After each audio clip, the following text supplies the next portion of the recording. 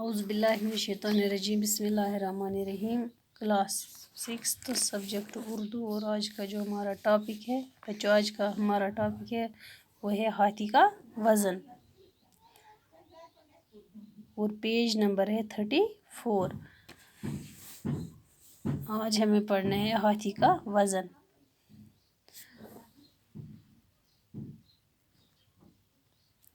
ایک دفعہ کا ذکر ہے کہ ایک بادشاہ سخت بیمار ہوا، یہاں تک کہ اس کے جینے کی آس مطلب امید ہی نہ رہی۔ اس نے یہ منت مانی کہ اگر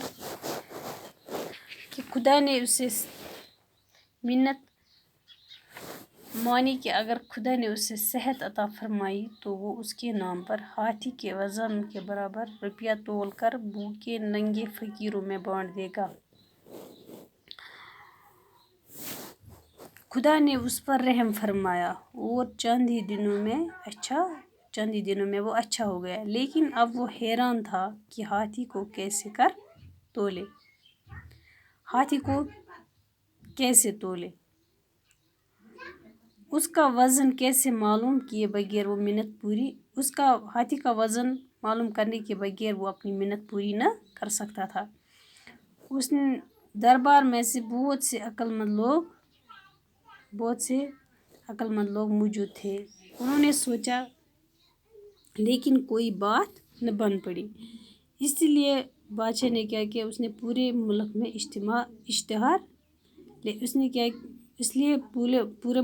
اشتہار دیا گیا کہ جو شخص ہاتھی کے وزن کے برابر روپیہ تول کر دکھائے گا، ہم اسے انعام سے مالا مال کریں گے۔ انعام کے لالچ میں بہت سارے لوگوں نے اپنی عقل پر زور دیا، ہزاروں جتن کیے، مگر کوئی صورت بن نہ پڑی۔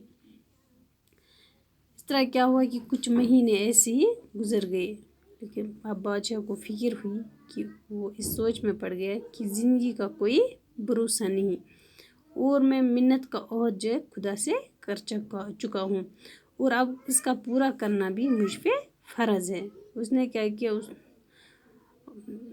لیکن ہاتھی کو تولنے کی تدبیر کسی کی سمجھ میں نہیں آتی تھی۔ اب کیا کیا جاتا۔ ایک دن کیا ہوا کہ بادشاہ اسی شش و پنج میں ہونا مطلب پریشان ہونا، تذبذب میں پڑنا یا گھبراہٹ میں ہونا۔ وہ اسی تذبذب میں تھا کہ اچانک ایک ملا خدمت میں حاضر ہوا اور عرض کی کہ جہاں پناہ مجھے تدبیر سوجھے، اگر حضور روپے اور ہاتھی میرے ساتھ کر دیں، اگر آپ روپے اور ہاتھی میرے ساتھ کر دو گے تو مجھے امید ہے کہ میں دریا جا کر ہاتھی کے برابر روپیہ تول کر دکھا سکوں گا۔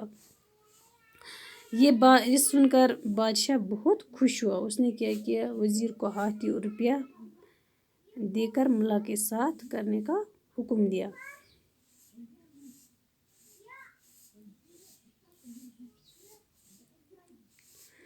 اور خود بھی درباریوں کے ساتھ دریا کی طرف چلا۔ شہر میں یہ بات مشہور ہو گئی، اس لیے بہت سے تماشائی بھی دریا کی طرف روانہ ہوئے۔ جب بادشاہ، درباری اور عام لوگ وہاں پہنچ گئے تو ملا نے کیا کیا، ملا کس کو کہتے ہیں، ناؤ چلانے والے کو، اس نے کیا کیا، اس نے ایک ناؤ کو کنارے کے قریب کھڑا کر دیا اور ہاتھی کو اس پر سوار کیا، لیکن ہاتھی کے بوجھ سے ناؤ کا جو کچھ حصہ وہ پانی میں ڈوب گیا۔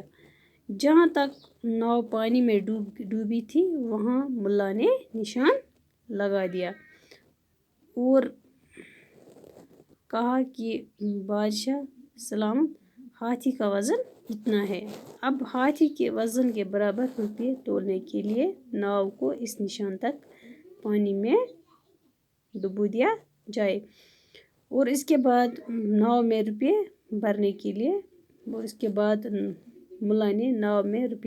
لیے کہا۔ बादशाह के हुक्म से लोगों ने नाव में रुपये भरने शुरू किए।